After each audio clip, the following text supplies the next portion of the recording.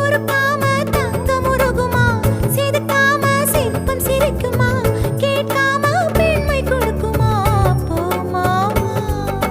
கெண்ட மீனி கிண்டல் பண்ணி பார்க்காதே, கொக்கு மூக்கு சும்மா ஒன்றும் போகாதே.